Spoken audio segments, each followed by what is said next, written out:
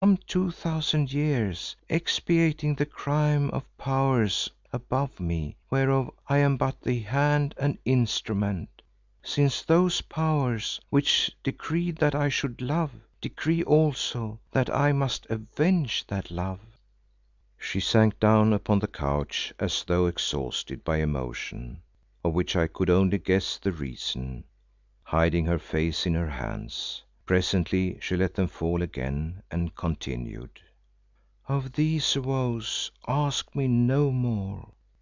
They sleep till the hour of their resurrection, which I think draws nigh. Indeed, I thought that you perchance, but let that be.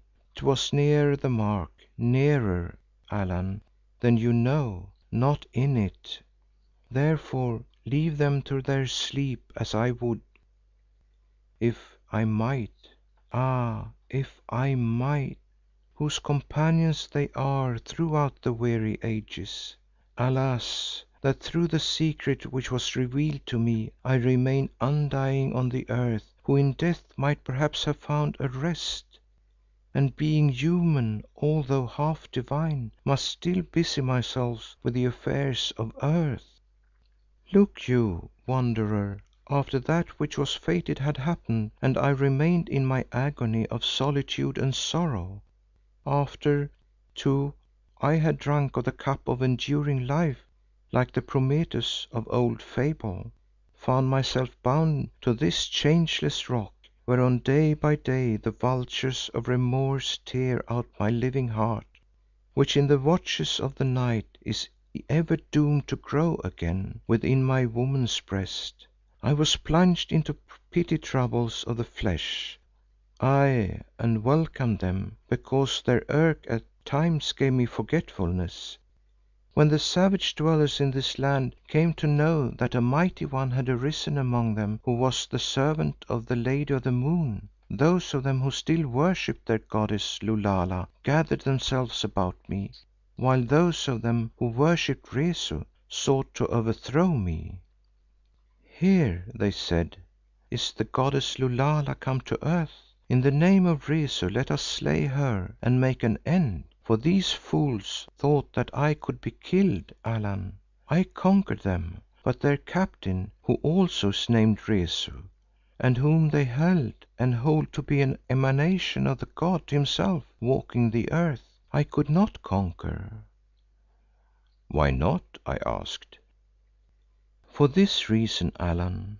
In some past age his god showed him the same secret that was shown to me. He too had drunk of the cup of life and lives on unharmed by time, so that being in strength my equal, no spear of mine can reach his heart clad in the armour of his evil god.' 'Then what spear can?' I inquired helplessly, who was bewildered.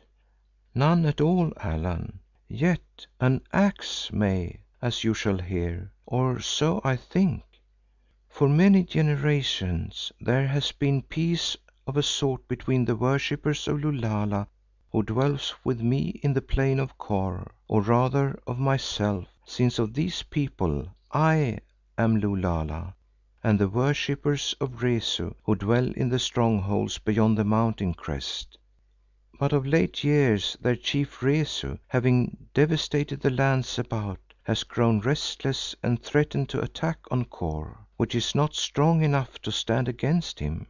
Moreover, he has sought for a white queen to rule under him, purposing to set her up to mock my majesty." "Is that why those cannibals carried away the daughter of my companion, the sea captain who is named Avenger?" I asked. "It is, Allan, since presently he will give it out that I am dead or fled, if he has not done so already, and that this new queen has arisen in my place. Thereby he hopes to draw away many who cling to me, ere he advances upon Kôr, carrying with him this girl veiled as I am, so that none may know the difference between us, since not a man of them has ever looked upon my face, Allan. Therefore this Rezu must die, if die he can."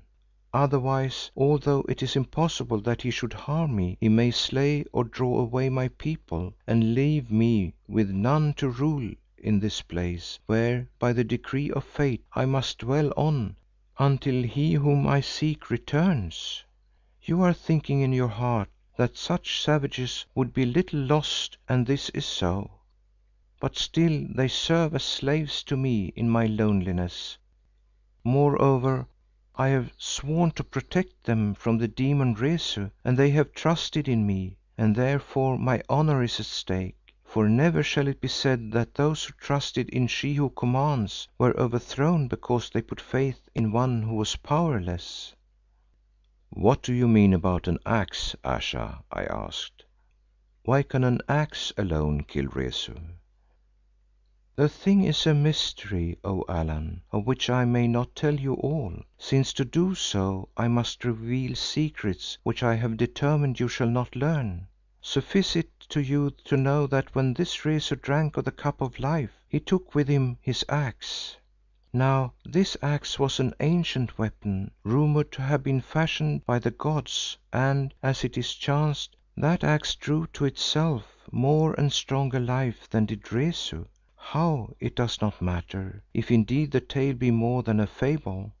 At least this I know is true, for he who guarded the gate of life, a certain Noot, a master of mysteries and mine also in my day of youth, who being a philosopher and very wise, chose never to pass that portal which was open to him, said it to me himself ere he went the way of flesh.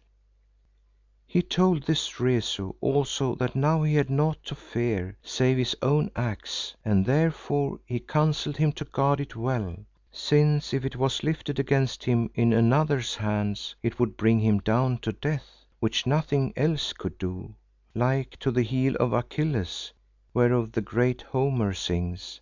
Have you read Homer, Allan?" "In a translation," I answered. "Good, then you will remember the story. Like to the heel of Achilles, I say, that axe would be the only gate by which death could enter his invulnerable flesh, or rather it alone could make the gate." "How did Noot know that?" I asked. "I cannot say," she answered with irritation. "Perchance he did not know it, perchance it is all an idle tale. But at least it is true that Rezu believed and believes it, and what a man believes is true for him and will certainly befall. If it were otherwise, what is the use of faith, which in 1,000 forms supports our race and holds it from the horrors of the pit? Only those who believe nothing inherit what they believe, nothing, Allan." "It may be so," I replied prosaically, "but what happened about the axe?" "In the end it was lost, or as some say, stolen by a woman whom Rezu had deserted, and therefore he walks the world in fear from day to day. Nay, ask no more empty questions." I had opened my mouth to speak. "But hear the end of the tale. In my trouble concerning Rezu I remembered this wild legend of the axe, and since when lost in a forest every path that may lead to safety should be explored, I sent my wisdom forth to make inquiry concerning it, as I who am great have the power to do, of certain who are in tune with me throughout this wide land of Africa. Amongst others I inquired of that old wizard whom you named Zikali, Opener of Roads, and he gave me an answer that there lived in his land a certain warrior who ruled a tribe called the People of the Axe by right of the axe, of which axe none, not even he, knew the beginning or the legend. On the chance, though it was a small one, I bade the wizard send that warrior here with his axe. Last night he stood before me and I looked upon him and the axe, which at least is ancient and has a story. Whether it be the same that Rezu bore, I do not know, who never saw it. Yet perchance he who bears it now is prepared to hold it aloft in battle even against Rezu, though he be terrible to see, and then we shall learn." "Oh yes," I answered, "he is quite prepared for that is his nature. Also among this